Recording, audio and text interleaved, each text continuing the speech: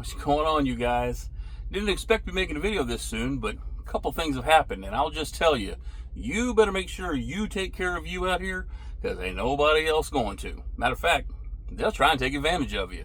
Tell you all about it coming up on Riding with Kev.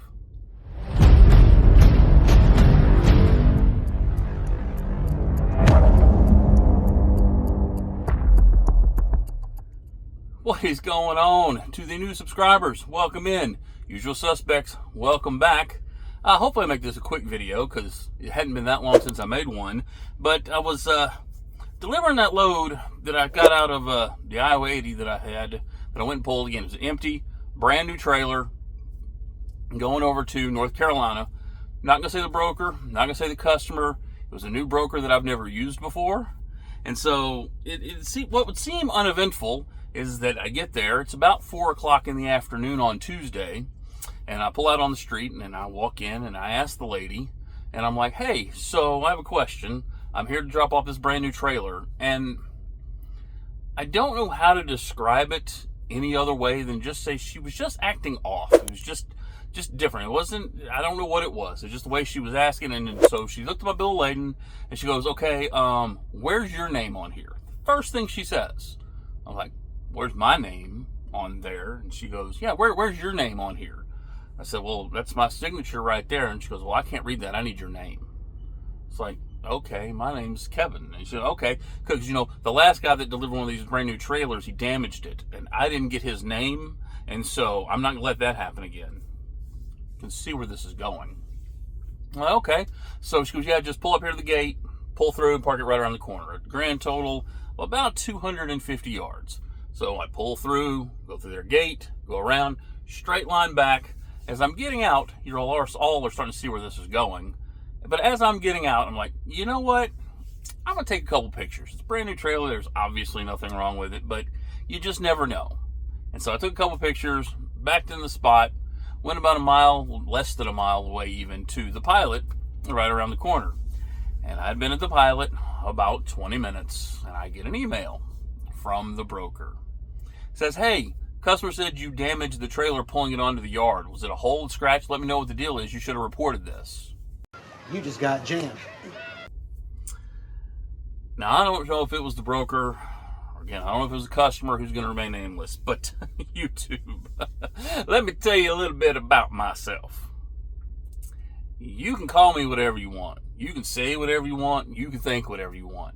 But you start messing with my business that I'm building, and you start messing with my reputation, now I'm going to take it personal.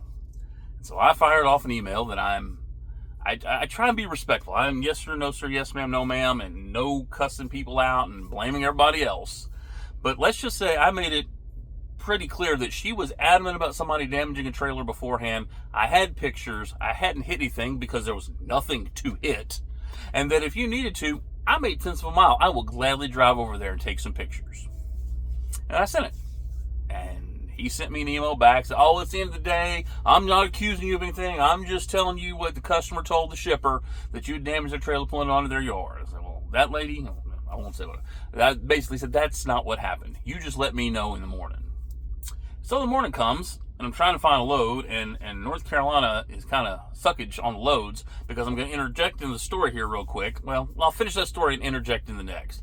Basically, I didn't hear anything from the guy, and by about 11 o'clock, I sent the email, said, hey, I'm still here. You want me to roll over there and take those pictures? And I got an email back, and you know what it said?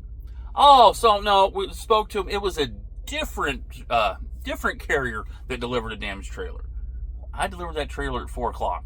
I was the only one that I'm aware of because I was the only new trailer that I saw, and I was the only one that she accused of damaging the trailer. But CYB. Cover your butt, because nobody else out here is gonna. They're gonna find a way to try and take advantage of you. They will. Oh, hey, slip wheel damage. Maybe nobody will say anything. Maybe I hooked and left the area. There was nothing I could do. Take pictures of everything. Document everything. Get it in writing, because you have to protect yourself, because you're protecting your business. Whether you're a company driver, owner-op, lease-op, motor carrier like me, you got to protect you out here, because people will throw you under the bus. And so I'm in North Carolina. I got to get a load out, and what I learned was I found a load going to California from North Carolina. While it was not paying great, okay, it was paying pretty bad, The loads out of California right now are paying good, and I would have the trailer. You've heard me said loan of trailer. It wasn't a load out. I was picking up a preload, would pick up a preloaded trailer, take it to California, drop the load, use that trailer to get a load back to North Carolina. And so I was like, oh, okay, I got all excited. I wasn't seeing anything, and I'm talking to the broker, and broker I know, and she said, okay, good to go. And she sent me the rate con. And what I realized, and you need to realize, and just maybe this helps somebody, because I was using their trailer to go out there and using their trailer, to come back, even though I would have driven to California, I would not get paid for that load in California until I delivered a load back to the North Carolina area and returned their trailer. So now you're talking about 2 weeks basically worth of fuel to get across the country, back across the country, and drop their trailer. And so I kindly declined that load, and the lady was pretty understanding because she just wanted to get the loads booked. They weren't having a lot of luck booking the loads. And that's why I don't like loadout trailers, because it holds up your money. But sure enough, I'd seen several loads. Told you we're turning over the new leaf, and I found a load, and it's one of my moving company loads, and it's about an hour away. So I got up this morning. I'm driving, bobtail, wind in the breeze, nothing to worry about. It was only 45 miles away. It's only 11,000 pounds going over to Kansas City when I hear the noise. Whoop, whoop. You just got jammed. I'm in the 4-lane highway, 40 east. I'm in the 2nd lane. I'm not tailgating. I'm not speeding. But I'm looking back, and there's cherries and berries right behind me. State trooper in a car. So I pull over, and he proceeds to tell me that I'm going to get a level 3 inspection. So in 4.5 years of driving, I had had 2 inspections. And 14 months I've had my authority, I had had no inspections. Now, in the last less than 5 weeks, I've had 2 inspections. Now, lucky for me, it was a level 3, my second one. Just a level 3, and sorry, but a level 3 is by far the easiest one there is. Level 3 is just a paperwork check. But I mean, he didn't ask for my IFTA, he didn't ask for my BOL, he didn't ask for my logbook, which they did at the other one because we're on the side of the road. He literally asked for my driver's license, and he asked me how old I was when he asked for my driver's license, and I've never had an inspection. Somebody asked me my age when they have my driver's license. I don't know if that was some sort of, oh, because you said you're 46 and you're really 44, this proves, I don't know.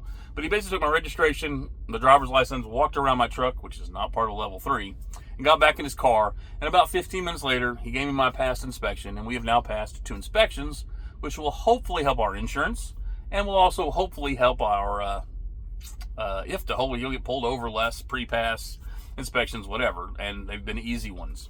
But here's the only problem I have with it. And the officer was fantastic. He was nice. He was respectful. He was quick. And I may have put a video clip in here. I'm not sure. I got to see if I can get it off the dash cam. But basically, the problem that I had was this is a 4-lane highway, Interstate 40, going east, right around Winston-Salem area at 9 o'clock in the morning, with trucks restricted to the 2 right lanes. And he's going to pull me over on the shoulder for an inspection. And I didn't take my seatbelt off, and my truck was rocking the whole time because there's a lot of traffic, and there's only so many times that people can see us and get over, and there was a weigh station 10 miles up the road. So other than the fact that this is kind of unsafe just to check my driver's license and my registration, you couldn't have just pulled me over, but 10 minutes later he was done. He didn't even wait for me. He pulled out behind me, and a mile and a half of the road he had another bobtail, and it's because I was bobtail, I'm sure. I guess he had a thing for it. And again, he was fantastic, and he actually helped my company. But better make sure your paperwork's in order. You better make sure your picture's in order, because when you're out here, like I said, ain't nobody looking out for riding with Kev but riding with Kev. So make sure you don't get in a hurry, because I'm telling you, it's 4 o'clock in the afternoon, boy, and I was like, oh, I'm trying to get parked and find parking, and I was like, I better just take those pictures just in case. So it worked out. We're on a load, going to Kansas City. Man, let's get rolling.